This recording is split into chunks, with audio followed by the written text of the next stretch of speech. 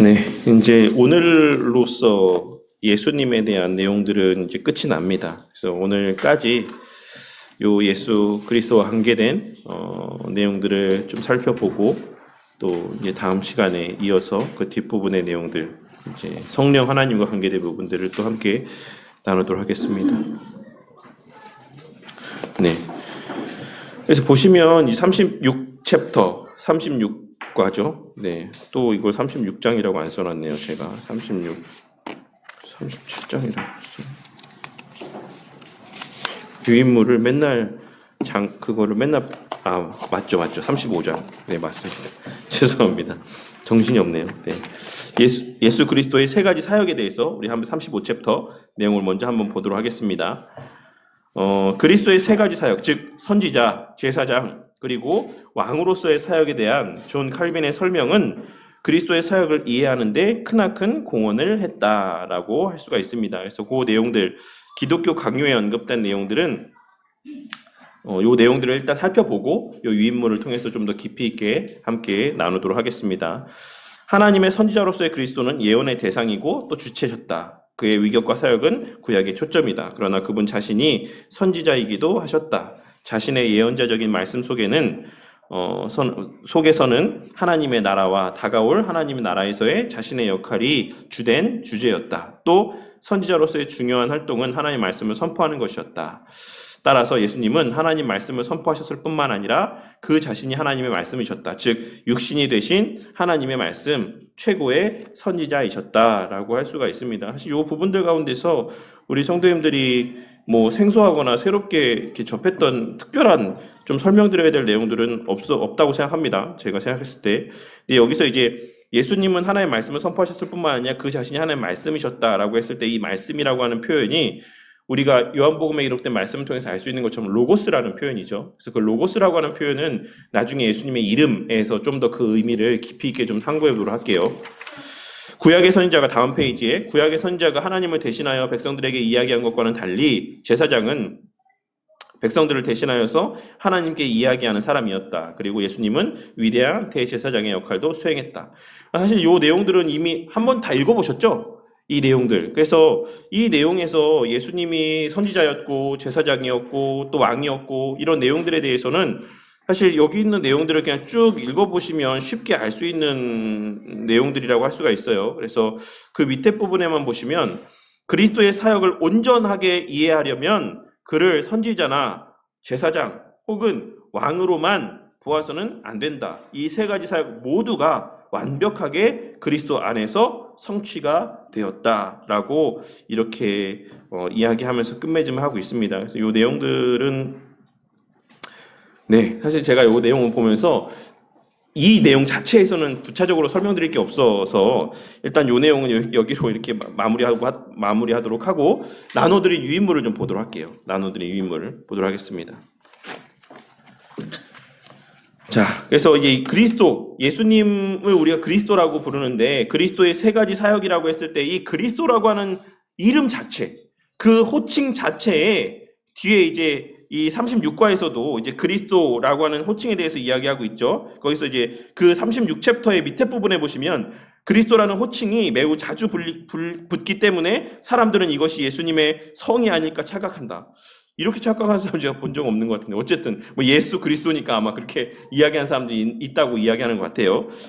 되게 미국적인 사고이지 않나 싶은데 어쨌든 그러나 이것은 예수님의 신분과 메시아로서의 사역을 의미하는 호칭이다 라고 이야기하면서 그리스도라고 하는 용어는 헬라어 크리스토스에서 나온 말이며 히브리어로는 메시아로 번역된다. 따라서 그리스도와 메시아 모두 기름 부음 받은 자라는 의미다라고 하면서 이제 왕이고 제사장이고 선지자고 이 내용에 대해서 이제 그 다음 챕터에서도 그 내용을 언급하고 있긴 하죠. 그래서 이제 그 내용들이 다 중첩되는 부분들이 있기 때문에 지금 요 35장만 먼저 보고 요 나눠드린 유인물을 좀 보도록 할게요.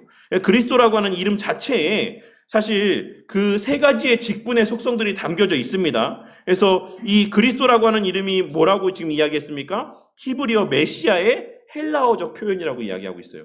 그러니까 메시아나 그리스도는 똑같은 말이에요. 근데 우리가 일반적으로 메시아 따로, 그리스도 따로 이 의미가 다른 의미인 것처럼 이렇게 이해하고 있을 때가 많이 있어요. 메시아는 어떤 구원주로서의 이제 그런 성격들을 갖고 우리가 메시아라는 이름을 인식하고 있다라고 하면 그리스도라고 하는 이름에서 우리가 그와 같은 메시아적인 요소로서의 어떤 예수님에 대한 이미지를 떠올리지는 않는 경우가 참 많습니다. 그냥 그리스도는 앞서 이 스프롤 목사님이 얘기했던 것처럼 그냥 예수님의 하나의 이름인 것처럼, 예수 그리스도가 하나의 그냥 예수님의 이름인 것처럼만 생각하는 경우들이 있다라는 것이죠. 아마 그런 지점을 스프롤 목사님이 이야기하고 있으신 것 같아요. 하지만 이 그리스도라는 의미는 히브리어 메시아의 번역 표현이다.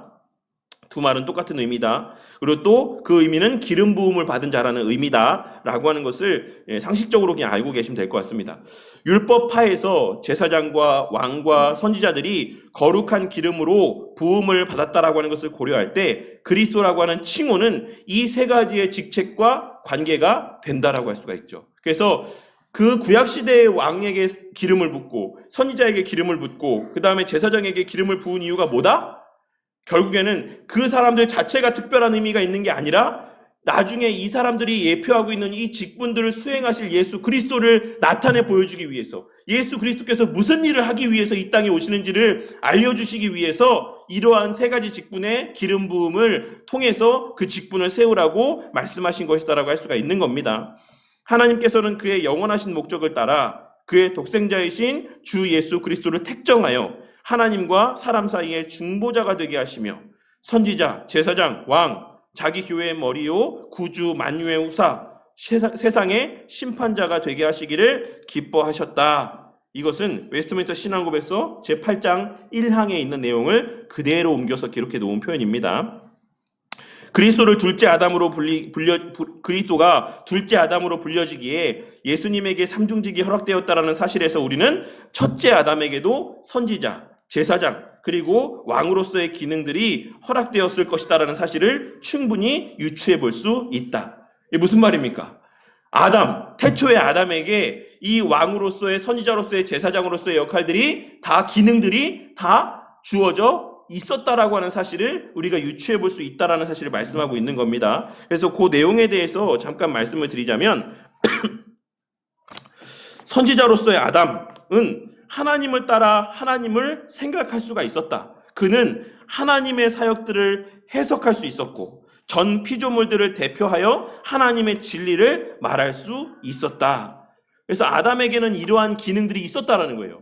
아담이 하나님의 창조하신 그 모든 창조물, 피조물들의 그 창조 목적을 아담은 알고 있었다라는 것이죠. 그래서 아담이 그 모든 하나님께서 이름을 뭐라고 짓나 한번 아담 앞에 다 데리고 왔더니 아담이 그 모든 피조물들을 보면서 이름을 붙였다라고 했잖아요.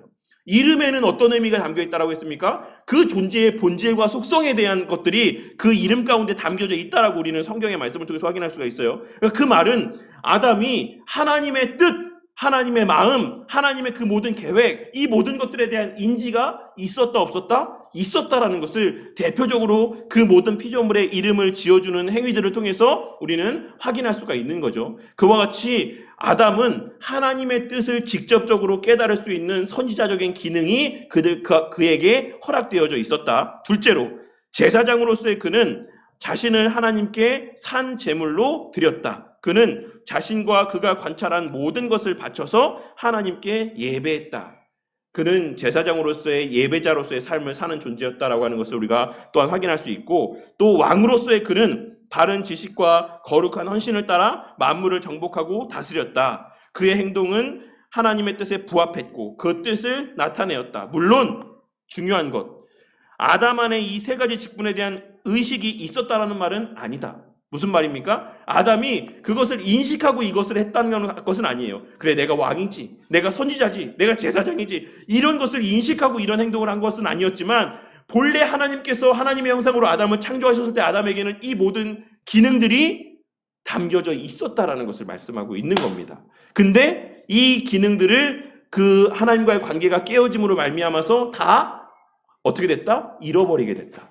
그래서 인간은 이 아담의 타락과 동시에 하나님의 뜻을 따라 생각할 수도 없고, 그리고 하나님께 자신을 산 제물로 드릴 수도 없고, 그리고 왕으로서 이 세상 만물을 다스리는 권세를 발휘할 수도 없게 된 거죠. 그래서 오히려 피조물에게 종속된 삶을 살아가고, 또 하나님의 뜻과는 무지한 삶을 살아가고 하나님과의 교제를 나누지 못하는 삶을 살아가게 될 수밖에 없었다라는 것을 알 수가 있습니다. 그래서 그러한 이스라엘 백성들에게 장차 그것을 회복시켜 주실 둘째 아담에 대한 예표로서 무엇을 누구를 허락하셨다? 왕과 선지자와 제사장을 허락해 주신 거예요. 근데 그 세 가지의 직분을 사람들에게 뿔뿔이 나누어서 주신 것을 통해서도 또 무엇이라고 이야기하고 있냐면 예수님과 피조물 사이에 예수님이라고 하는 그 인간으로서의 하나님이라고 하는 이 존재와 일반적인 사람들과의 차이점을 구별해 주신 거라고 이야기합니다. 무슨 말이냐면 그 왕이자 선지자자 제사장으로서의 이 모든 역할을 한 번에 감당할 수 있는 것은 오직 누구밖에 없다? 예수님밖에 없다라는 것이에요. 그래서 인간 가운데 그 왕과 선지자와 제사장의 모든 역할을 한 번에 감당할 수 있는 사람을 두지 않으신 겁니다. 하나님께서는 그렇게 세 가지의 직분을 세 가지의 종류의 사람들에게 나뉘어서 жил머지게 하셨다라고 할 수가 있습니다. 이제 그런 내용들이 이제 웨스트민스터 신앙고백서의 그 G.I. 윌리엄슨 목사님께서 쓰신 그 해설서에서 그런 내용들이 언급이 되어지고 있습니다. 그럼 이제 그리스도의 선지자직에 대해서 함께 좀 생각해 보도록 할게요. 그 밑에 부분 유인물 밑에입니다.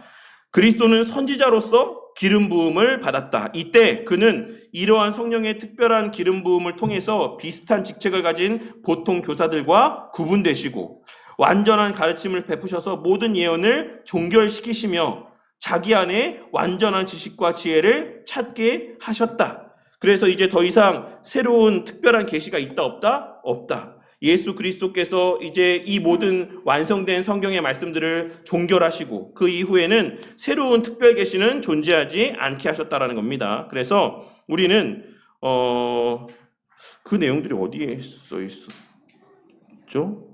어쨌든 예수님 이후에는 그 내용을 제가 썼던 것 같은데 예수님 이후에는 선지자가 없어요. 나타나지 않습니다. 그래서 이런 내용들을 통해서도 예수님이 이제 계시의 종결이다라고 하는 의미들을 우리가 확인할 수가 있는 것이죠. 우리의 선지자로서의 그리스도는 우리의 구원을 위한 하나님의 뜻을 우리에게 계시하셨다. 그는 육체 가운데 계시는 날 동안에 그렇게 하셨을 뿐만 아니라 오늘날에도 그렇게 하고 계신다. 그리스도는 그의 말씀과 영에 의해서 우리의 구원을 위한 하나님의 뜻을 우리에게 계시해 주시는 가운데 선지자의 직책을 수행하고 계시는 것이다 라고 할 수 있습니다. 그래서 또 지난 시간에 우리 나눴던 말씀 중에서 벌거프 선생님의 조익신학책에 내어 있는 내용을 다시 한번 언급드리자면 그리스도는 또한 그의 성령을 통해서 그의 예언 사역을 지금도 계속 하신다. 오순절 성령 강림 사건 이후에 그리스도는 성령 안에서 여러 모양으로 우리의 큰 선지자로서 역사하셨으니 성경의 영감으로 사도들과 하나님의 말씀의 사역자들의 설교로 교회를 인도하사 진리의 기둥과 터로 삼으심으로 그리고 신자들의 마음과 삶 속의 진리를 실현시킴으로써 일하고 계신다. 예수님께서는 살아생전에는 뭘 하셨다? 성경을 계시를 종결하시고 완성하시는 성경을 완성하시는 사역들을 감당하셨고 그 일에 발판을 놓으신 거죠. 직접적으로 복음서에 기록된 하나님의 행적들과 말씀들을 기록해 하시고 또 제자들을 통해서 그 또한 그 이후에 서신서나 또 이런 데 기록되어 있는 사도행전에 기록되어 있는 여러 말씀의 내용들을 기록해 하셔서 하나님 말씀을 종결하심을 통해 선지자의 사역을 감당하셨고 지금 부활하시고 승천하셔서 하나님 보좌 우편에 계신 지금 이 순간에도 그 선지자의 사역을 감당하고 계시는데 누구를 통해서 하신다? 성령 하나님을 통해서 성경 말씀을 우리 가운데 계시해 주시는 방식을 통해서 선지자의 사역을 계속해서 감당하신다. 그런데 그 일에 누구를 사용하신다? 교회의 말씀 사역자들을 사용하신다라고 말씀하고 있는 겁니다. 그래서 말씀 사역자들을 통해서 말씀의 의미가 어떤 의미인지를 깨달아 알게 하시는 거예요. 그래서 우리가 교회 안에서 목사를 통해 설교를 듣는 것은 매우 중요한 일입니다. 그냥 우리가 목사를 통해서 설교를 듣는 내용들은 되게 부분적이죠. 제가 우리 교회에서 죽을 때까지 설교를 해도 사실 몇 번이나 하겠습니까? 얼만큼의 성경이나 제가 설교를 할 수 있겠습니까? 그런데 제가 설교할 뿐만 아니라 여러 이 오후 시간에 이런 교리 강좌들을 통해서 무엇을 이야기하고 있는 거냐면 성경을 해석하는 원리들에 대해서 이야기를 하고 있는 거예요. 물론 예배 시간에 선포되어지는 말씀 자체를 통해 주시는 우리에게 특별한 어떤 깨달음들이 있습니다. 무슨 말인지 아시겠죠? 성경 말씀 가운데 성령 하나님의 역사를 통해서 설교 시간에 나에게 주시는 특별한 깨달음들이 있어요. 그런데 제가 설교할 때 항상 성경을 해석하는 방식들이 있지 않습니까? 오늘 말씀에서도 제가 성경 말씀 해석하면서 이 말씀은 11장에서부터 이어지는 말씀이고 11장부터 이제 12장에 있는 내용들은 이제 새롭게 구체적인 실예를 들고 있는 거다. 26장까지 말씀은. 그러니까 이런 식으로 이 성경의 구성이나 성경을 해석하는 원리나 이런 기본적인 내용들에 대해서 성도님들에게 그 예시들을 제공해주고 있는 거예요. 그리고 이 교리적인 내용을 통해서 우리가 어떠한 관점에서 말씀을 읽어야 되는지에 대해서 또한 가르침을 주고 있는 거죠. 이게 누구를 통해서 이루어지는 일이다? 성령 하나님을 통해서 이루어지고 있는 예수님의 선지자적 사역의 한 모습이다라는 겁니다. 이런 과정들을 통해서 성도님들이 무엇을 할 수 있습니까? 무엇을 할 수 있게 되는 겁니까? 말씀을 보고 말씀이 어떤 의미인지를 이해하고 깨닫고 삶에 적용할 수 있게 되는 거예요. 그러니까 목사는 내 설교에만, 자기의 설교에만 매여서 성도들이 살아가게끔 만드는 존재가 아니라 성도들 스스로가 말씀이 어떤 의미인지를 깨달아 알 수 있게끔 옆에서 서포트하는 역할들 또한도 감당해야 되는 것이 목사의 책무입니다. 이 내용들을 통해서 유추해 볼 수 있는. 그래서 우리 성도님들이 스스로 말씀을 보고 그 말씀에 빗대어서 그 삶에 대해서 스스로 판단을 하고 결정을 하고 하나님의 뜻대로 살아갈 수 있게끔 해주는 역할들, 도와주는 역할들을 목사가 감당해야 되는데 예수님께서 목사를 통해서 그 일을 하게 하시는 것이에요. 성도님들 마음 가운데 내주하고 있는 성령 하나님을 통해서. 그래서 지금 이 순간에도 예수님께서는 기록된 말씀, 완성케 하신 성경 말씀을 통해서 지금도 일하고 계신다. 말씀 사역자들을 통해서 지금도 일하고 계신다. 성도님들 안에 계신 성령 하나님을 통해서 지금도 일하고 계신다. 라고 하는 것을 우리가 이해할 수 있어야지만 됩니다. 그래서 우리가 말씀을 보는 시간이 얼마나 귀한 시간들인지를 좀 깨달을 수 있어야지만 돼요. 그냥 주구장창 기도만 하면서 하나님 뜻을 알려주세요. 뭘 선택해야 되는지 알게 해주세요. 어디에 하나님 뜻이 있는지 알게 해주세요. 주구장창 기도만 한다라고 해서 그것이 깨달아지는 게 아닙니다. 하나님이 무엇을 통해서 일하십니까? 말씀을 통해서 일하시죠. 말씀을 보면서 기도할 때 우리에게 그러한 깨달음들, 분별력들이 생겨나는 거예요. 그리고 중요한 것은 그와 같이 깨달음이 있을 때 우리는 그것을 하나님 말씀이라고 믿는다라고 하면 그것을 행하는 자들이 되어야만 합니다. 그것은 또 뒤에 이어지는 말씀을 통해서 함께 또 살펴보도록 할게요. 그리스도의 왕직에 대해서 한번 살펴보도록 할게요. 메시아라고 하는 존칭은 특별히 왕권과 관련해서 자주 사용되어진다라고 할 수가 있어요. 그 내용을 밑에 유인물의 각주의 내용을 한번 보도록 할게요. 이 기독교 강의 2권 6장 3절에 있는 내용입니다. 제가 읽도록 하겠습니다. 환난 중에서 위로가 약속될 때 특별히 교회의 구원이 묘사될 때 장차 도래하실 그리스도 안에서의 믿음과 소망의 깃발이 펼쳐졌다. 주께서 주의 백성들을 구원하시려고 기름 부음 받은 자와 함께 나오셨느니라. 선지자들은 교회 회복을 말할 때마다 다윗의 나라가 영원하리라는 약속을 상기시킨다. 이런 식으로 언약의 안정성은 지속되었으니 이 사실은 특별히 이사야가 아하스의 불신앙에도 불구하고 예루살렘이 안전하게 되리라는 예언을 장차 오실 구속자와 연결시킨 데서 더욱 잘 드러난다. 이 이사야 7장 14절의 말씀, 우리 얼마 전에 설교 때 나눴던 말씀이죠. 하나님께서 예수님에 대한 탄생의 그 예언을 누구 때에 들려주셨다? 그 아들 때가 아니라 이 악한 왕, 아하스 왕의 때에 이 말씀을 들려주심을 통해서 이 메시아를 통한 하나님의 구원의 역사가 인간의 어떠함과 상관이 있다 없다? 없다라고 하는 것. 이 엉망진창인 왕 가운데서도 그 약속은 깨지지 않는다. 내 주권적인 그 약속에 근거해서 너희들에게 그 메시아는 반드시 오게 될 것이다. 너희의 참된 왕은 태어나게 될 것이다. 라고 하는 것을 말씀해 주셨다라고 그때 설교 때도 우리가 함께 나누었었죠. 칼빈 선생님이 기독교 강의에서도 이 언약의 안정성이 지속될 것이다라고 하는 것을 하나님께서 이 극단적인 상황에서 우리 가운데 나타내 보여주고 있으시다라는 것을 말씀하고 있다라고 설명하고 있는 겁니다. 이렇게 모든 선지자들은 하나님의 자비를 선포할 때마다 항상 구속과 영원한 구원을 가져올 다윗의 나라를 부각시켰다. 결국에 이 다윗의 나라는 무엇과 관계되는 겁니까? 왕권과 관계되는 것이죠. 왕으로 임하실 메시아에 대해서 계속해서 말씀하셨다라는 것이에요. 그래서 이 메시아라고 하는 이 의미는 기름 부음 받은 자라는 의미인데, 이 기름 부음 받은 자라는 의미 가운데는 선지자나 제사장이나 왕이라고 하는 이 세 가지 의미가 다 담겨져 있지만, 특별히 그 가운데서도 어떤 직분으로서의 역할이 가장 강조된다? 왕으로서의 역할이 가장 강조되는 의미의 표현이다라고 이야기하고 있는 거예요. 그래서 메시아가 임할 것이다라고 하는 것은 너희들의 영원한 제사장이 임할 거야, 너희들의 영원한 선지자가 임할 거야 라고 하는 의미이기도 하지만 가장 중요한 의미는 뭐다? 너희의 영원한 왕이 임하실 것이다라고 하는 의미에 대한 표현이다라고 우리는 이 기록된 말씀의 내용들을 통해서 발견할 수가 있다라는 것을 말씀하고 있는 겁니다. 그래서 다음 페이지에 보시면 그리스도의 왕권은 본질상 영적이다라는 것을 깨달아야지만 그것이 우리에게 주는 효력과 혜택과 기타 모든 힘과 영원성을 가치 있게 추론할 수 있다. 먼저 그리스도의 영원성은 그리스도의 위격과 백성의 구원에 적용되는데 교회 전체를 위한 것과 각 교인을 위한 것 이렇게 두 가지로 살펴볼 필요가 있다. 먼저 이 영적이다라는 것은 우리가 이것을 육적인 것이다라고 이해할 때 과거 우리 제자들과 같은 요한과 이런 같은 제자들과 같은 어떤 우를 범하게 될 수가 있다라는 겁니다. 무슨 말입니까? 예수님이 우리의 왕이심으로 말미암아서 우리가 예수 잘 믿으면 어떻게 된다? 이 땅에서 잘 먹고 잘 산다. 이러한 오해를 이제 불러일으키게 될 수 있다라는 것이에요. 그래서 우리가 그리스도의 왕권이 본질상 영적이라는 의미를 깨닫지 못하면 우리는 언제든지 실족하게 될 수 있고 잘못된 신앙의 모습으로 변질될 수 있다라고 하는 것을 칼빈 선생님이 이야기하고 있는 겁니다. 첫째, 하나님께서는 자기 아들의 손 안에서 교회는 영원하다라고 선포하셨다. 솔로몬이 죽은 후 다윗의 나라가 붕괴되었으므로 예언의 진정한 시련은 죽음을 이기고 살아서 자기의 지체들과 결합하신 그리스도에게서 실현되니 그리스도께서 영원한 권능으로 무장하신 데서 교회는 어떠한 원수들의 위협에서도 확실히 영속하리라고 하는 것을 확신할 수 있습니다. 그래서 우리가 이 실제적인 약속의 성취를 뭘 통해서 확인할 수가 있습니까?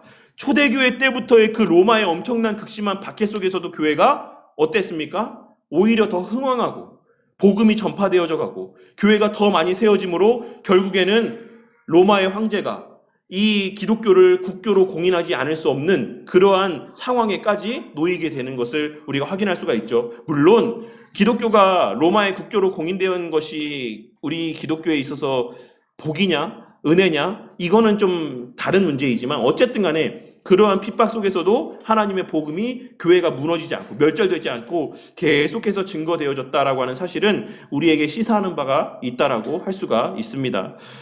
제가 최근에 그 바울이라고 하는 영화를 좀 봤었거든요. 혹시 바울이라고 하는 영화 보신 분 있으십니까? 바울? 바울이라고 하는 영화가 너무 잘 만든 영화인 것 같아요. 진짜 꼭 한번 보셨으면 좋겠습니다. 그 바울이라고 하는 영화를 보고 이 서신서들을 보면 진짜 이 서신서의 내용들이 좀 다르게 보일 수 있을 것 같아요. 바울이 로마에 투옥되어 있을 때에 이제 이 옥중서신을 쓰거나 이런 내용들을 지금 그 기반으로 하고 있는 거였거든요. 근데 정말 우리가 기대하고 있는 그런 우리가 상상하고 있는 모습들과는 정말 다른 실제적인 모습들을 나타내 보여주고 있어요. 로마에서의 엄청난 극심한 박해 가운데 이제 브리스길라와 아굴라가 그 안에서의 엄청난 번민들, 우리가 여기 이 핍박 속에서도 로마에 남아 있어야 되나 떠나야 되나 막 이런 고민들을 하면서 바울한테 물어봐줘라. 바울한테 우리가 가야 되는지 남아 있어야 되는지 좀 물어봐줘라라고 했는데 바울 사도가 대답하지 않아요. 하나님의 뜻대로 이렇게 잘 결정을 해라. 이렇게 하지 가라 남아라 이렇게 얘기하지 않습니다.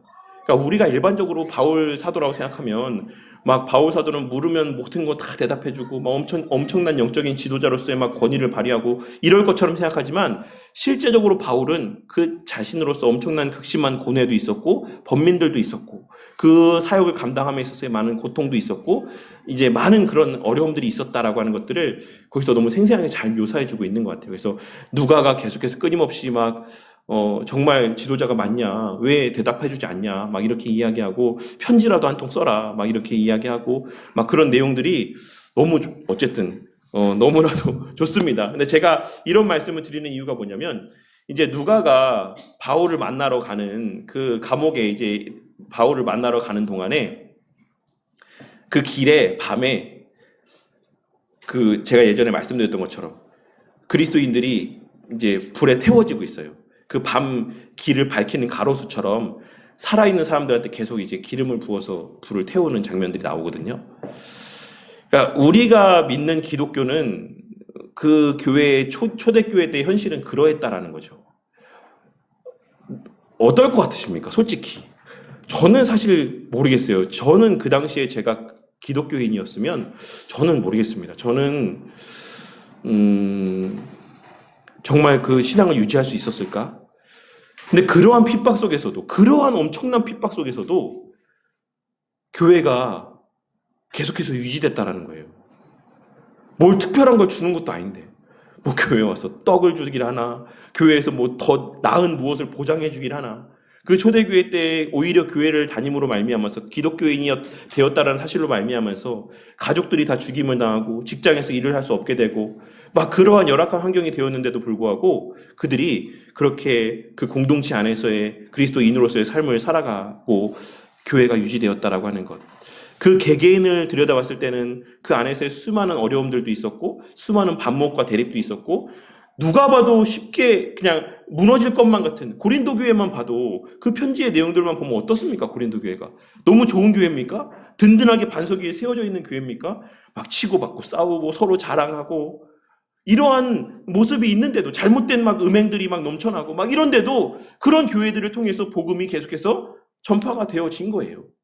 이런 모습을 통해서 우리는 자기 아들의 손 안에서 교회가 영원하다라고 선포하신 이 하나님의 말씀이 실제다라고 하는 것을 우리가 깨달을 수가 있는 거죠. 그러니까 오늘날의 이 시대 가운데에 뭐 저마다가 여러 가지 것들을 이야기하죠. 이제 뭐 차별금지법이 통과되면 교회는 이제 망할 것이다. 뭐 그 외에 여러 가지 뭐 세상에 뭐 진짜 제가 예전에도 말씀드렸지만 제가 이제 섬기던 교회가 또 되게 보수적인 교회였어가지고 그 교회 안에서 저 정광훈 쪽으로 가신 분이 되게 많아요. 그래서 그분들 중에 그 태극기 부대 가서 저한테 카톡 보내시는 분들이 꽤 있습니다. 근데 지금은 좀 많이 줄어갖고 이제 한 분인가 두 분밖에 안 보내시는데 맨날 그분 보내시는 카톡이랑 유튜브를 보면 우리나라가 금방 망할 것 같아요. 한국 교회가 금방 문 닫을 것 같습니다. 근데 그렇지 않아요. 물론 우리가 그리스도인으로서 깨어 기도해야 될 부분들이 있죠. 우리가 한 나라의 기독 신자인 국민으로서 우리가 마땅히 목소리를 내야 될 부분들이 있는 거 맞습니다. 그런데 우리가 아무리 목소리를 내도 결국에는 언젠가는 차별금지법과 같은 독소 조항이 담겨져 있는 기독교에 불이익을 주는 법안들이 통과될 수도 있어요. 그래서 교회 안에서 여러 신앙의 자유들이 침해될 수도 있습니다. 하지만 그럼에도 불구하고 교회는 영원하다. 왜냐하면 그 왕권이 누구에게 있기 때문이다? 그리스도에게 있기 때문이다. 지금 이 순간에도 왕으로서의 예수님께서 하늘 보좌 우편에서 그 영광 가운데 교회를 지키고 보호하고 계시기 때문이다 라고 하는 것을 우리가 확신할 수가 있는 겁니다. 그 하늘 보좌 우편에서의 예수님 행하시는 일들을 통해서.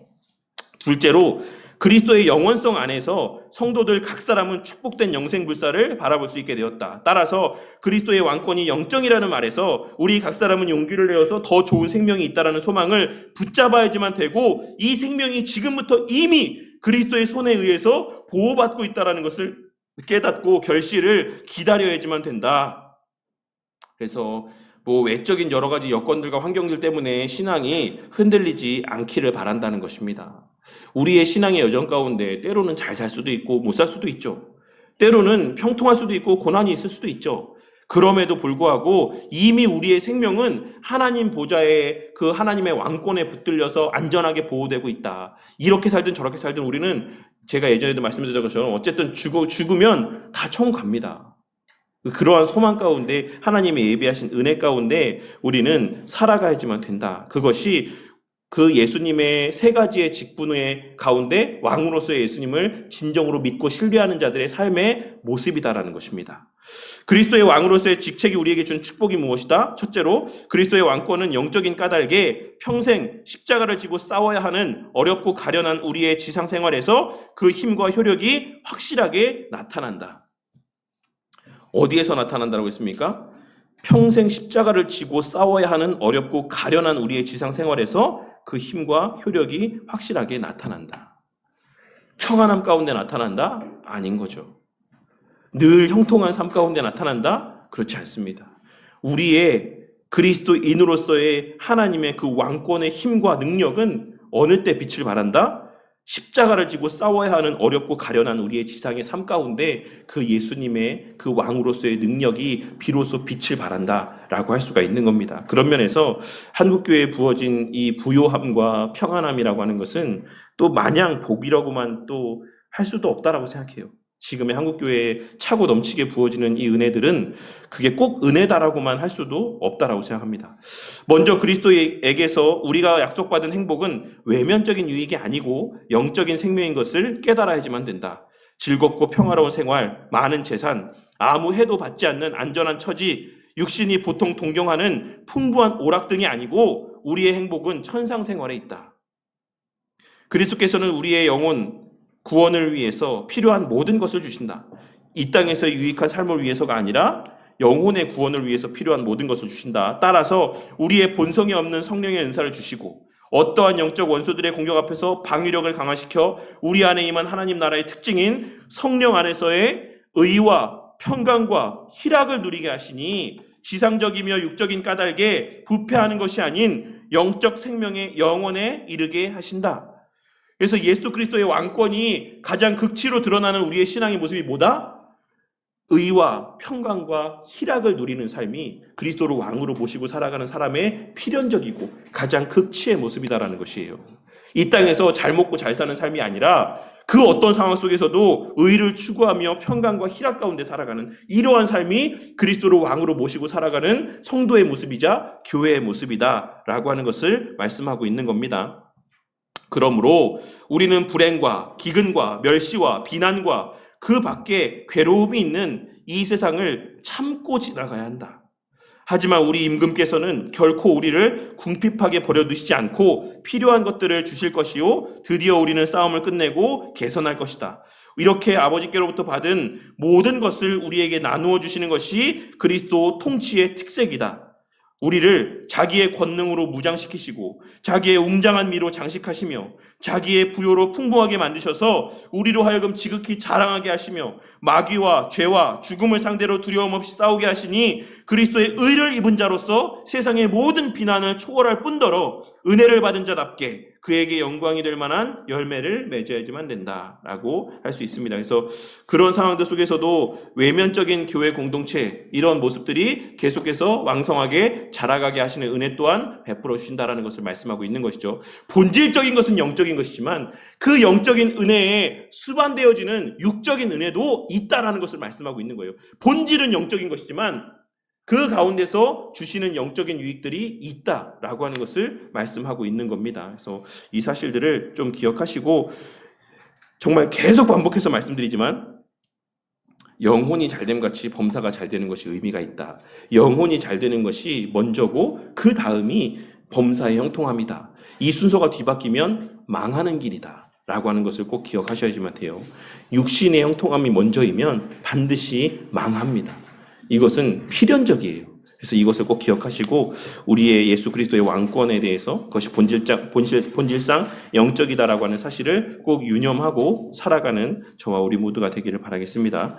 그는 우리의 왕으로서 우리를 그 자신에게 복종케 하시며 우리를 다스리시며 또 보호하시며 또한 매일 계속적으로 그렇게 하시어 어두움의 왕국이 물러가고 은혜의 왕국이 세상에 널리 펼쳐지게 하신다. 지금 이 순간에도 예수 그리스도께서는 성령 하나님을 통해서 우리 안에서 그 말씀 가운데 순종할 수 있는 그런 강권적인 역사들을 베풀어 주신다라는 것이에요. 그래서 우리가 예배드리는 것 누구의 은혜다? 하나님의 은혜다. 예수 그리스도의 은혜다. 우리가 그 어떤 유혹 가운데 이겨내며 예배드릴 수 있는 것, 우리가 그 어떤 세상의 유혹 가운데 이겨내며 하나님 말씀대로 순종하는 것, 다 누구의 은혜다? 예수 그리스도의 은혜입니다. 그러니까 우리가 거기서 자랑할 만한 것이 없어요. 이것을 꼭 기억했으면 좋겠어요. 우리가 헌금하는 것, 예배드리는 것, 봉사하는 것, 헌신하는 것, 다 누구의 굴복케 하심의 결과다? 예수 그리스도의 굴복케 하심의 결과다. 그 과정 가운데 우리는 도저히 할 수 없을 것만 같이 여겨지는 상황 속에서도 하나님 중심의 헌신하는 삶을 또 하나님 중심의 교회 중심의 삶을 살아갈 수가 있게 되는 겁니다. 그렇게 하시는 일을 예수 그리스도께서 지금도 하신다라는 것입니다. 그는 그의 성령으로 교회를 통치하시고 보호하시며 또한 그가 임명한 직분자들을 통해 다스리신다. 그는 자연계의 모든 세계와 하나님의 나라에 대적하는 모든 세력들에 대해서 권위를 행사하시며 최후의 원수를 굴복시키실 때까지 계속하여 통치하실 것이다 라고 할 수가 있습니다. 그래서 이런 내용들을 좀 이렇게 잘 인지하고 정말 나는 그리스도의 왕권 가운데 살아가고 있는 존재들인가 라고 하는 것을 우리가 한번 좀 생각해 봤으면 좋겠어요. 그리스도의 왕권 가운데 속한 사람들의 표징이 뭐다? 하고 싶지 않아도 하게 되는 것. 내키지 않아도 결국에 하게 되는 것. 여건이 되지 않아도 하게 되는 것. 그것이 그리스도의 왕권 가운데 살아가는 자들의 삶의 모습이에요. 너무나도 예배드리기 힘든 상황 속에서도, 너무나도 봉사하기 힘든 상황들 속에서도 우리가 누구 때문에? 그리스도 때문에 우리가 그 봉사하고 헌신하며 예배드리는 삶을 살아가게 된다는 것입니다. 그리스도의 제사장직, 그리스도께서는 순결한 제사장직의 중보에 의한 자기의 성결로서 우리와 하나님을 화해시키셨다. 율법이 가르친 바에 따라 그리스도께서는 자기의 죽음을 제물로 삼아 우리의 죄과를 말소하시고 우리의 죄값을 치르신 유일한 제사장이시다. 이것은 하나님께서 변치 아니하실 엄숙한 맹세로서 계시하실 정도로 매우 중요한 일이었다. 그러므로 우리는 그리스도의 제사장직에서 오는 효험과 혜택을 얻기 위해 그의 죽음에서부터 출발해야지만 된다. 이로 인해 우리는 기도를 신뢰하게 되고 양심의 평화를 누리며 아버지 같으신 하나님의 자비를 안심하고 의지하게 된다라고 할 수가 있습니다. 그래서 우리가 어떻게 기도할 수 있다? 누구 때문에 기도할 수 있다? 예수 그리스도 때문에 기도할 수 있다는 것이죠. 우리의 기도가 성부 하나님께 상달되어지고 응답되어질 것을 우리는 예수 그리스도로 말미암아서 확신하고 기도할 수가 있는 거예요. 설령 우리가 잘못된 기도를 한다라고 할지라도 성령 하나님께서 우리의 기도를 변하게 하시고 우리의 그 미진한 부분들을 예수님께서 보완하여서 성부 하나님께 대언하시는 거죠. 그러니까는 우리는 기도를 잘할까 잘못할까 이것을 염려하면서 기도하지 않기보다는 어떤 방식으로라도 일단은 기도하는 것이 중요합니다. 기도하는 과정 가운데 하나님께서 우리에게 주시는 또한 특별한 은혜들이 있습니다. 그리고 그 과정 속에서 우리가 예수 그리스도를 제사장으로 여기면서 살아간다라고 하는 것은 그 마음 가운데 양심의 평화가 누려지고 만끽되어짐을 통해서 확인할 수가 있는 것이고 또한 하나님의 자비를 안심하고 의지하게 되는 것. 결국에는 무엇을 기대하게 되는 것입니까? 우리의 마지막 날에 대한 기대를 하면서 살아가게 되는 것이죠. 왜? 이미 우리는 하나님과 화목하게 되었으니까 우리에게 더 이상 죽음의 때는 두려움의 때가 아니라 기다려지고 소망이 되어지는 때로 변하여졌다. 그 하나의 확실한 표징이 바로 이제 제사장으로서의 모시고 살아가는 확실한 표징이 바로 그와 같은 죽음을 대하는 우리의 자세에서 또한 나타나는 것이다라고 할 수가 있는 것이죠. 제사장과 제물을 겸하여 그리스도의 제사장으로서의 행동은 우리를 이 위대한 직책의 동참자로 받아들이시는 것까지 포함한다.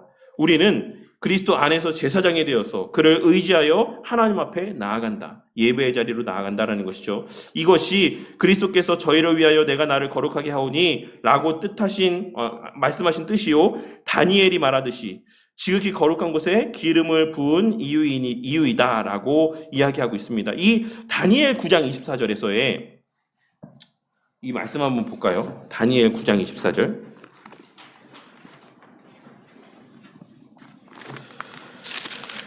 네.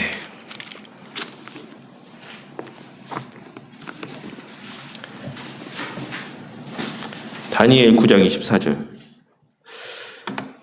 제가 한번 봉독하도록 하겠습니다. 내 백성과 내 거룩한 성을 위하여 이른 이레를 기한으로 정하였나니 허물이 그치며 죄가 끝나며 죄악이 용서되며 영원한 의가 드러나며 환상과 예언이 응하며 또 지극히 거룩한 이가 기름 부음을 받으리라.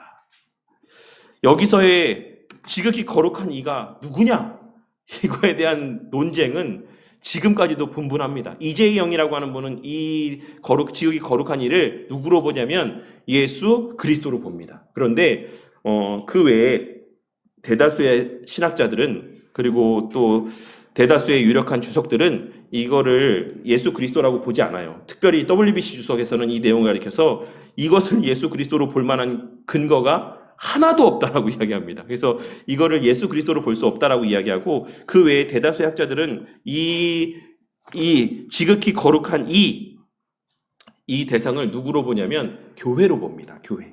하나님의 택하신 자들, 새 예루살렘이라고 봅니다. 그래서 하나님께서 이제 우리에게 그와 같은 기름 부음을 이제 허락하신 이유가 뭡니까? 결국에는 예수 그리스도 안에서 제사장이 되어 그를 의지하여 하나님 앞에 나아가며 또한 그 그리스도가 행하신 제사장으로서의 역할들을 감당케 하시기 위함이라고 할 수가 있는 겁니다. 그러니까 그런 식으로 해석할 수가 있는 거죠. 이것을 이제 교회로 해석할 때 이제 그러한 의미로서 칼빈 선생님도 아마 이 지금 다니엘의 이 9장 24절의 말씀을 인용하고 있는 것이다라고 생각합니다. 이 두 번째 파트에서 이야기하고 있는 거니까 뭡니까? 제사장과 제물을 겸하신 그리스도의 제사장으로서의 행동은 우리를 이 위대한 직책의 동참자로 받아들이시는 것까지 포함한다라고 이야기하고 있기 때문에 그래서 우리가 왕 같은 제사장으로서 그 예수님께서 행하신 그 제사장적 사명들을 우리가 감당할 수 있는 것이죠. 그 일을 위해서 우리에게 기름 부음, 성령 하나님의 충만한 임재의 은혜들이 우리 가운데 또한 허락되어진 것이다 라고 할 수가 있는 것입니다. 우리의 제사장으로서 그는 하나님의 공의를 만족시키시고 우리를 하나님께 화목시키시기 위해 자신을 희생제물로 바치셨다. 그리고 그는 계속하여 우리를 위해 간구하시며 그의 완전한 성찬이 주는 유익들을 우리에게 적용해 주신다. 그러니까 이 성찬의 유익들이 우리 가운데 공급되어지는 것도 누구로 말미암는 예수님이 어떤 사역으로 말미암는 유익들입니까? 제사장적 사역으로 말미암는 유익들이다라고 말씀하고 있는 거예요. 그래서 오늘날에도 여전히 우리의 그 성찬을 받는 그 시간들 가운데 우리는 그러한 영적인 유익들을 실제적으로 공급받고 있다. 예수 그리스도의 제사장적 사역으로 말미암아서 그가 십자가 위에서 지난 시간에 했던 내용입니다. 그가 십자가 위에서 다 이루었다라고 외쳤을 때 그는 그의 제사장 사역이 끝났음을 뜻하지 않고 단지 그의 능동적 고난이 종결되었다라는 사실을 말씀하신 것이다. 성경에서도 그리스도의 하나님 우편에 앉으심이 그의 제사장 사역에 연결되고 있다라고 이야기하고 있죠. 그래서 그는 그의 백성들을 위해서 항상 중보하시며 그들이 그의 완성된 희생제사에 근거되고 용납되고 또한 세상에서 안전하게 보호되며 그들의 기도와 봉사가 하나님께 연락되도록 간구하신다.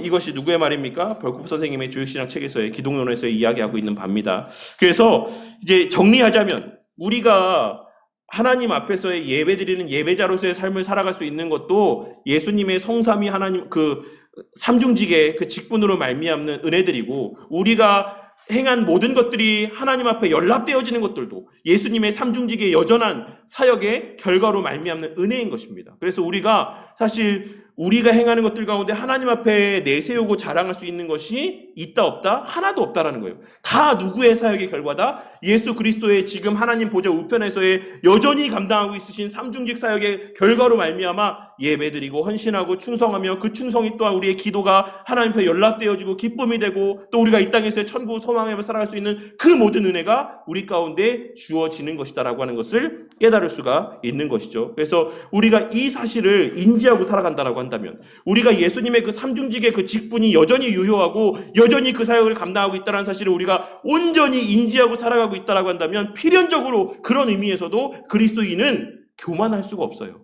그리스도인은 교만할 수가 없습니다. 그래서 여러 가지 맥락에서 우리가 이런 깊이 있는 내용들을 살펴보지 않아도 성도는 그리스도인은 필연적으로 겸손할 수밖에 없다라고 예수님께서 말씀하고 있으신 거죠. 근데 그것을 좀 더 깊이 있게 말씀을 살펴보면 사실 구체적으로 들어가서 깊이 있게 살펴봐도 우리가 내세울 수 있는 것이 아무것도 없기 때문에 우리는 그 누구 앞에서도 그 자신의 신앙에 대해서 자랑할 수 있는 거리들이 없다라는 겁니다. 다 예수 그리스도로 말미암는 은혜들이기 때문에 그래요. 그래서 요 삼중직에 대해서 조금 더 요 웨스트민스터 신앙고백서 강해에 있는 내용, G.I. 윌리엄슨 목사님이 이야기하고 있는 내용들을 조금 더 말씀드리도록 할게요.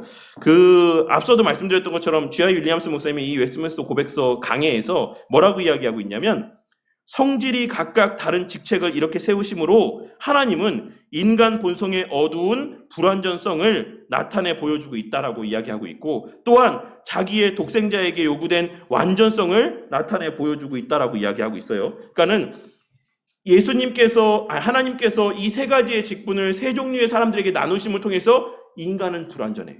인간 가운데는 이 일을 온전히 감당할 수 있는 존재가 없어 라고 하는 것을 나타내 보여주시는 의미가 담겨져 있고 또한 동시에 예수님 한 분에게 이 세 가지의 직분을 다 감당케 하심을 통해서 자기의 독생자에게 요구된 완전성 그것을 또한 나타내 보여주고 있으시다라고 이야기하고 있는 겁니다.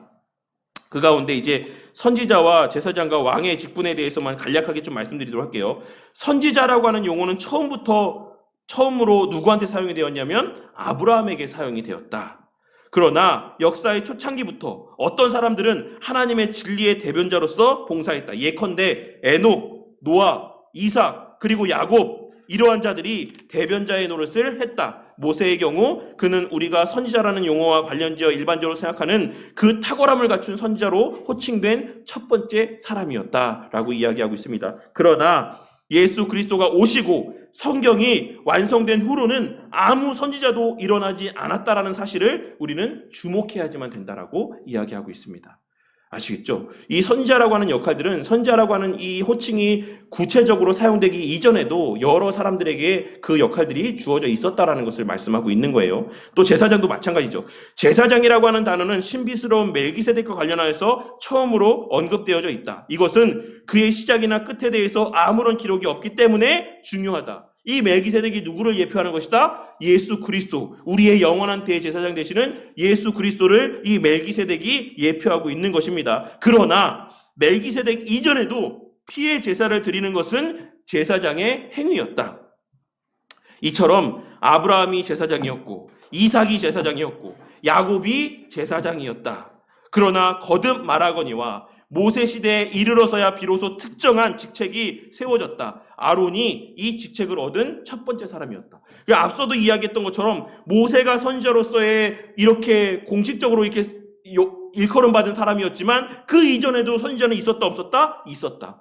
제사장으로서도 아론이 처음으로 이 직책을 맡았지만 그 전에도 제사장의 역할들을 감당한 사람들이 있었다 없었다? 있었다.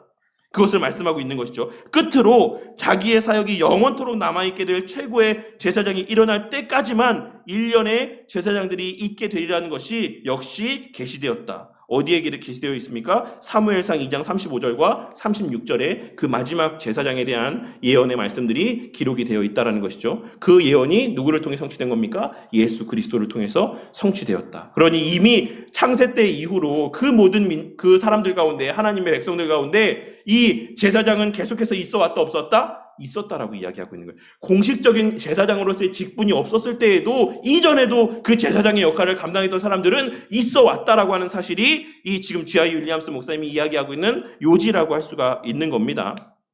그리고 마지막으로 이제 왕에 대해서, 이스라엘 역사상 첫 번째 왕은 사울이었다. 더욱이 보이는 인간적인 왕을 갖고자 하는 사람들의 본래의 욕망은 정죄를 받았다. 그렇지만 역사의 초창기로부터 하나님의 뜻에 순종하여 다스리는 특별한 임무가 하나님의 계시의 주제였다. 아담은 다스리도록 되어 있었고 타락 이후에 노아도 그러했다. 아브라함은 그가 다른 왕들과 대등한 자로 간주된 점에서 왕이라고 할 수 있다.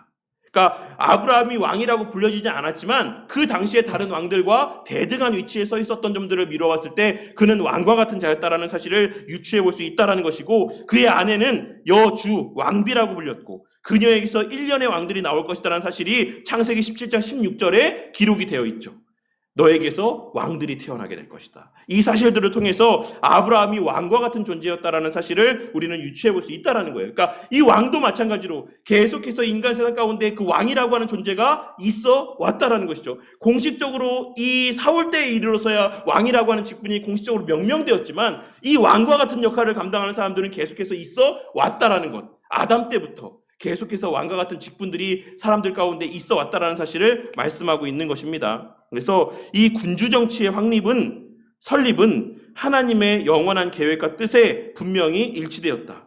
이스라엘 사람들이 왕을 바랬던 이유를 하나님께서 인정하지 않으셨음에도 불구하고, 사울을 구했던 그 이유가 하나님에게 합당치 않았음에도 불구하고 인간 사회 가운데 왕이 있어야지만 된다라고 하는 사실은 이미 하나님이 정하신 원리 가운데 부합되는 것이었다라고 이야기하고 있는 것이에요. 다만 그 왕이 가리키는 실체가 누구다? 예수 그리스도라는 것을 이야기하고 있는 것이죠. 그래서 하나님께서는 역사 가운데서도 계속해서 인간 세상 가운데 왕이 있어야 되고 선지자가 있어야 되고 제사장이 있어야 된다는 사실을 그 직분들이 있기 이전 때부터 계속해서 인간 가운데 상기시켜 줬다라는 거예요. 그 직분이 본격적으로 인간 세상 가운데 드러나기 이전에도 그 역할들을 감당한 사람들이 있었다라는 것이죠. 네. 왜 설교만 하는 거예요? 설교 안 하는데요? 이거 하고 있는 건데요. 네. 네, 그렇다라는 것을 말씀하고 있는 것입니다. 그래서 결국에는 이 모든 인간의 그 부족과 연약들을 초월하여서 누구를 통해서 이 모든 약속들이 성취가 된 겁니까? 예수 그리스도를 통해서.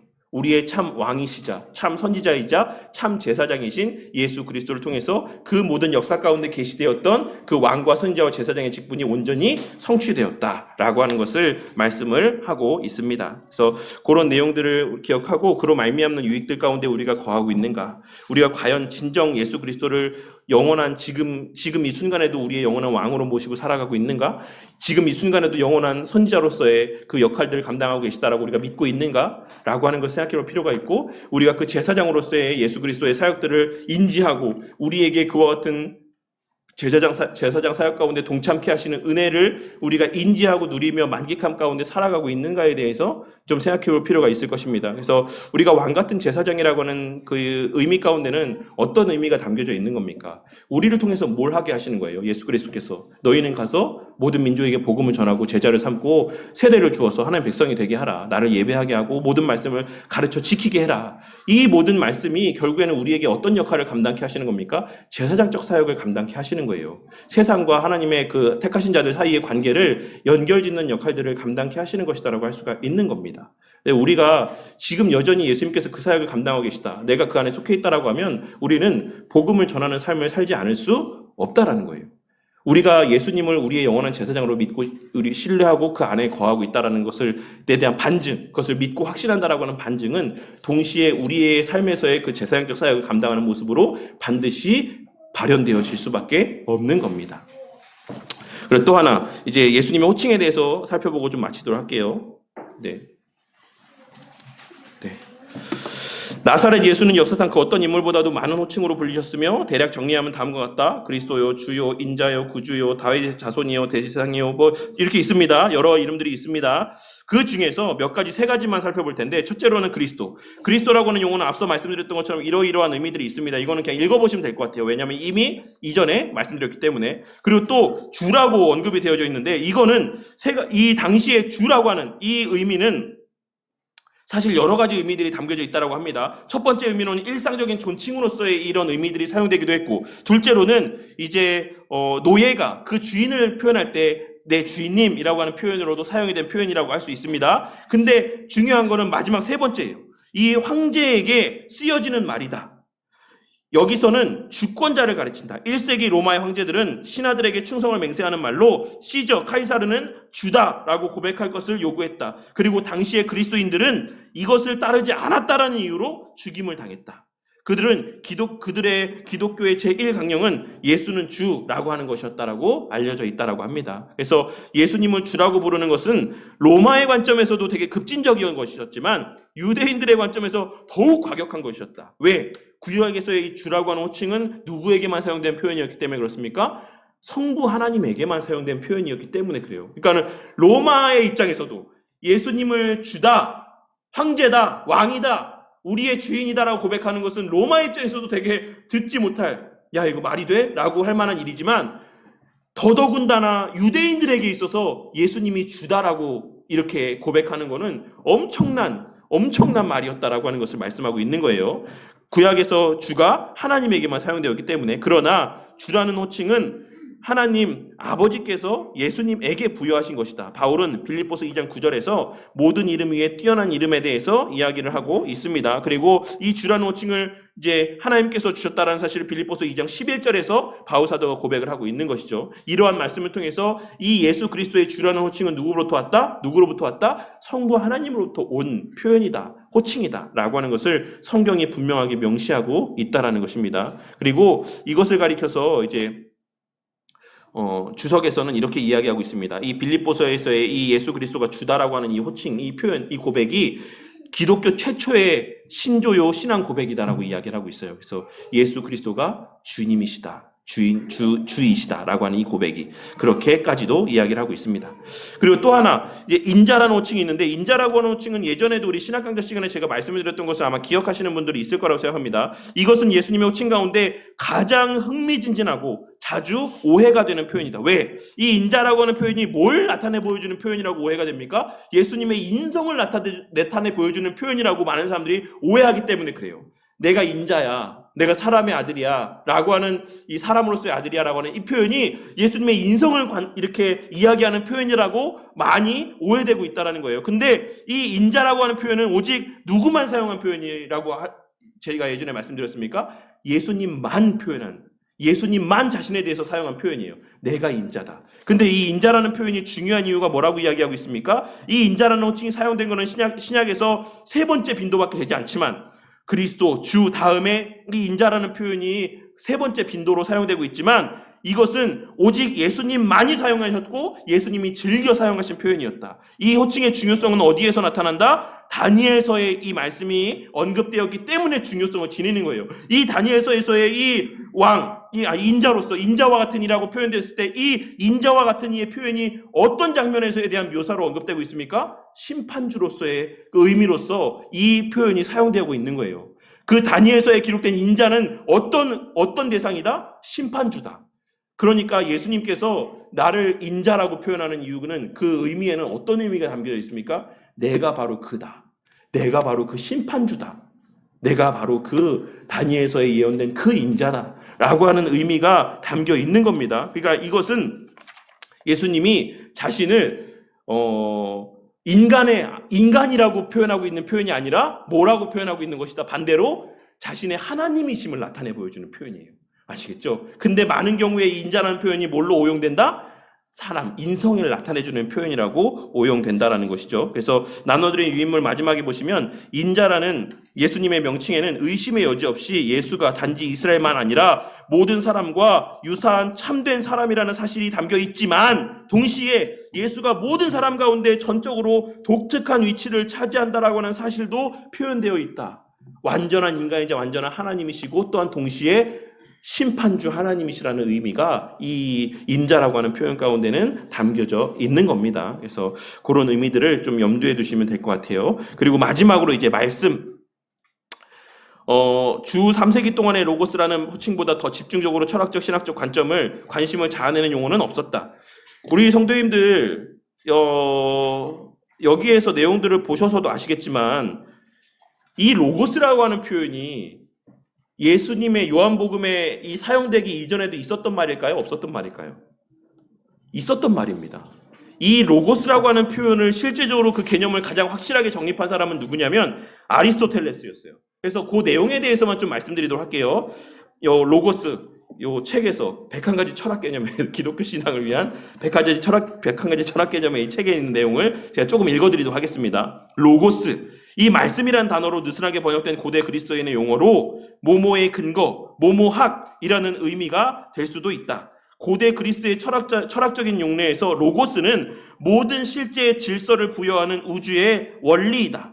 우주는 다양하며 통일성이 없어 보이지만 로고스는 이러한 모든 측면의 근저에서 통일성과 합리성을 제공한다. 아리스토텔레스에 이르러 로고스는 이론의 핵심 논증 또는 설명을 의미하게 되었고, 그것은 논리학과 동일시되고 또 형이상학적 원리와는 대조되었다.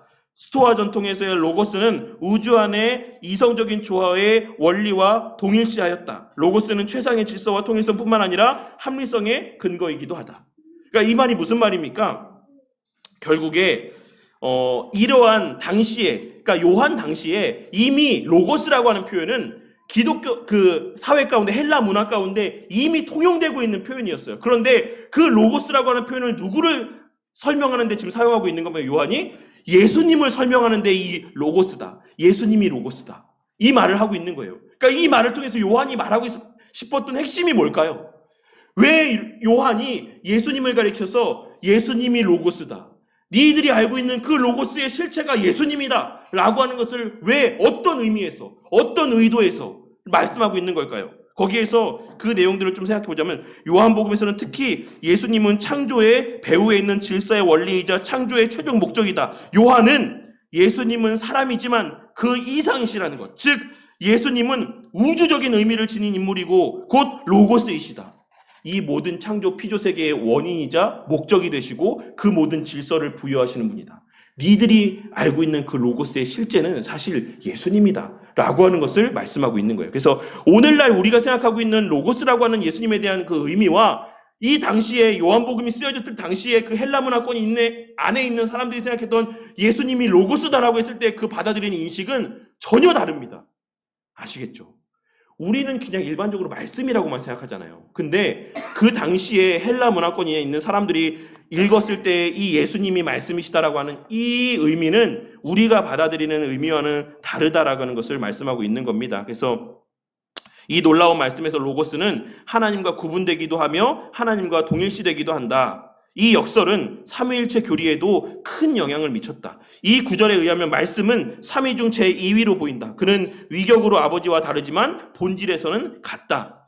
예수님의 호칭으로서의 로고스에서 나온 기독교 철학은 이해하기 쉽다. 로고스라는 말은 단순히 말씀으로 번역될 수 있음에도 불구하고 보다 풍성한 의미를 주는 철학적인 용례의 역사를 가진다. 고대 헬라인들은 우주에 관심이 많았기 때문에 궁극적인 실제에 대해서 의문을 많이 제기했습니다. 헬라 철학자들은 연합시키는 요소, 즉 피조된 영역의 광범위한 다양성의 질서와 조화를 부여하는 능력을 찾으려고 했다. 그러니까 이 많은 이 피조세계 가운데 그 이면에 어떠한 질서가 있는가, 어떠한 힘이 있는가, 어떠한 원리가 있는가에 대해서 고민이 많았다라는 거예요. 고대 헬라의 철학자들은. 근데 그 질서, 그 모든 근간에 있는 힘과 원동력, 그 원인과 목적이 되시는 분이 바로 누구다? 예수 그리스도다라고 하는 것을 요한은 이 로고스라고 하는 이 개념을 통해서 이제 설명을 하고 있다라고 이야기하고 있는 것입니다. 이와 같이 이 용어가 마지막 주의 두 번째 단락에 이 용어가 헬라의 철학적 개념으로 채워져 있음에도 불구하고 이 로고스라고 하는 용어가 철학적인 용어로 이미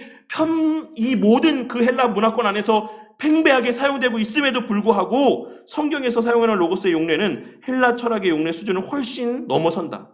창세기 1장 3절은 하나님이 이르시되 있으라 하시니 있었고 라고 이야기하고 있다. 이와 같이 창조는 하나님의 말씀이었다. 로고스의 개념이 헬라 철학과 구별되는 가장 중대한 점은 신약에서의 로고스가 인격이시라는 점이다. 즉 말씀은 사람이 되셔서 이 세상에서 사시고 죽으셨다 라고 이야기할 수 있는 것이죠. 그래서 이 의미는 사실 이 로고스라고 하는 의미 가운데는 훨씬 더 많은 의미들이 담겨 있는데 그거는 또 후에 좀 더 요 내용들만 갖고 좀 더 깊이 있는 내용들을 다루게 될 때 좀 더 말씀드리도록 할게요. 그래서 어쨌든 요한이 말씀이란 로고스라는 표현으로 예수님 표현했을 때 그 뉘앙스에는 우리가 단순히 알고 있는 그냥 말씀 그런 의미로만 쓴 게 아니고 이미 헬라 문화권 안에서 이미 사용되고 있는 그 로고스라고 하는 개념을 염두에 두고 쓴 표현이다라고 하는 것을 우리가 좀 기억할 필요가 있습니다. 아시겠죠?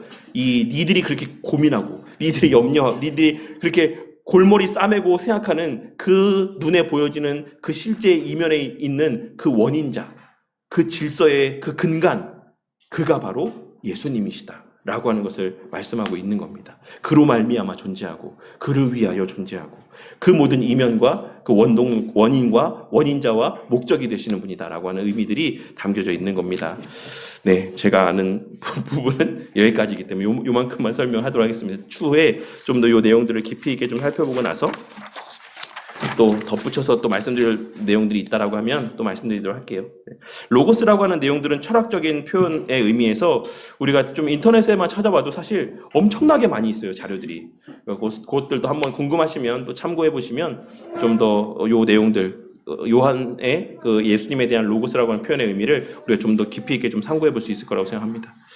네, 제가 기도하고 마치도록 하겠습니다. 하나님 감사합니다. 오늘도 이 오후 시간까지 우리 예수 그리스도에 대하여서 또 함께 또 살펴볼 수 있는 은혜를 베풀어 주심에 감사를 드립니다. 주님, 비록 이 부족한 종이 또 알고 있는 바의 또 한계로 인해서 또 이 예수님의 세 가지 직분이나 또 예수님의 여러 호칭들에 대한 의미들을 또 다 이야기하지 못했을지라도 주님, 이 시간에 나뉘어진 내용들만이라도 또 우리 각자의 마음 가운데 또 바르게 인지되고 확신되어지는 은혜가 있게 하여 주시고 주님, 무엇보다 이것이 우리의 머리 가운데 지식으로만 자리하는 것이 아니라 우리의 삶에서의 실질적인 동의와 또 가시적인 또 변화된 행실들을 통해서 증거되어질 수 있도록 자비와 긍휼을 베풀어 주시옵소서. 주님, 요한 사도가 예수 그리스도를 로고스라고 표현했을 때의 그 어떤 의미, 그에 담겨진 그 전제들을 우리가 또한 깨닫게 되는 은혜가 있게 하여 주시기를 원합니다. 주님, 단순히 예수님을 말씀으로만 표현한 것이 아니라 눈에 보이지 않는 모든 질서의 원인이 되시고 또 근간이 되신다. 그 목적이 되신다라고 하는 풍성한 의미들이 담겨져 있음을 깨닫고 이와 같이 우리가 말씀의 의미들을 깊이 그 의미들을 깨닫게 되어져 갈수록 말씀에 담겨진 보화와 같은 그 달콤한 깨달음들 또 하나님을 알아가는 기쁨들이 우리 가운데 더 풍성하게 또 부요하게 만끽되어질 수 있음을 기억하며 배우기에 더 열심을 내고 더욱더 열심을 다해서 배운 바를 묵상하며 또 말씀을 읽을 때 또 적용해 볼 수 있는 지혜가 또 능력이 우리 성도님들에게 허락되어지게 하여 주시옵소서. 또 한 주의 삶이 또 시작이 되었습니다. 이 한 주 우리에게 만나게 하시는 모든 이들에게 주님 복음을 전할 수 있는 지혜와 담대함을 주시고 그와 같은 우리의 입술을 통해 또 행함을 통해 증거케 하시는 복음으로 말미암아 하나님의 구원하시기로 택정하신 자들이 하나님을 알게 되고 믿게 되고 고백하며 또한 주의 몸된 교회로 발걸음하게 되는 역사가 있게 하여 주시옵소서. 이 한 주간도 우리 성도님들의 삶 가운데 함께 하시며 그들의 걸음을 인도하시며 그들의 삶을 통해 홀로 영광 받으실 줄 믿사오며 이 모든 말씀 우리 주 예수 그리스도의 이름으로 기도드렸습니다. 아멘.